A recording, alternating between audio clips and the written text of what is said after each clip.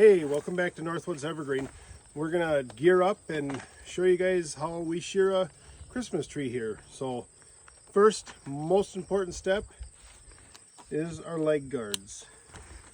I know there's a lot of people out there that work without them, that say they train their guys to be safe, but after 8 or 9 hours of shearing, you can get tired. It's really easy to make a mistake, and much easier to just put the leg guards on. These are like a ballistic canvas material. These nice plastic snaps on them.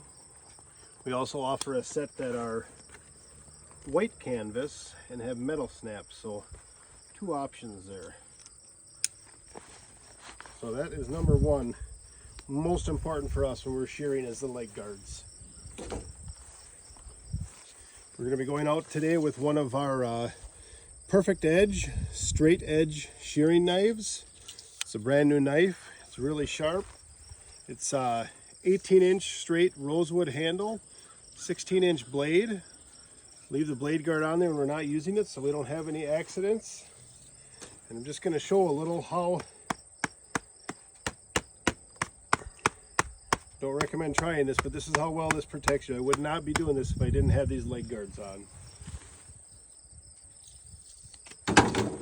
We always got a Felco pruner. Since I'm just doing little tops, I actually am carrying a little Felco 14. And I'm going to take with me one of the long reach pruners. We'll see which one we want to use yet. Probably going to go with the ARS 180 1.8. So this is a 6-foot fixed razor edge pruner. We're going to use a brand new one today, so like do a little unboxing here. Take it out of the plastic. They are nice and shiny when they're new. And we'll kind of show you what we do. Here's the blade guard here. Let's go on over to one of these cane and fir.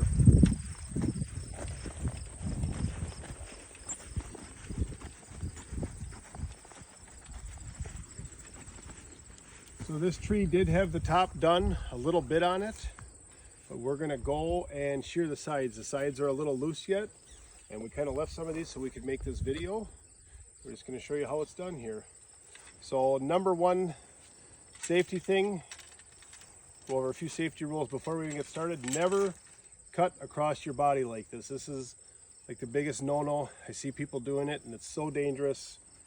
Just don't get in the habit of doing that. If you got to walk back around the tree and make an extra lap, that's fine, but don't get cutting across your body. And so you're going to be swinging the knife away from your body always, and keeping like the form of the tree. Addie, if you come behind me and see the angle I'm getting, can you see that? Yep. Okay, and we're just going to go around and lightly touch this tree. It's nice carrying the pole cutter like this. Kind of gives you something to balance on as well as you're cutting, like a little walking stick. Okay, this tree did not need much. I like to shear it lightly. We're just going to go and clean up in the top here now.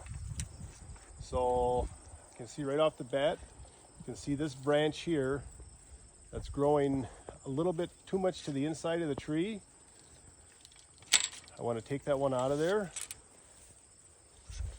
This little stub right here, I'm going to take that out. These should have been trimmed back a little bit. So we have 3 leaders here, and we only want to have 1. So we're going to get rid of that one and get rid of that one, leaving just 1 leader. And so people ask a lot, how do you determine where to prune the laterals or where to prune your leader at? So our little trick always is set the pole cutter up against it with the angle of your tree, and you can see right here that this one's left sticking out a little bit. And if we come around this side of the tree, hopefully you can still see, based upon this would have to be cut off right about here. So we'll just prune this off here. did have to take a little off of that one. We're going to take the top down just a touch. And this one's ready to go. Let's just give it a once over here.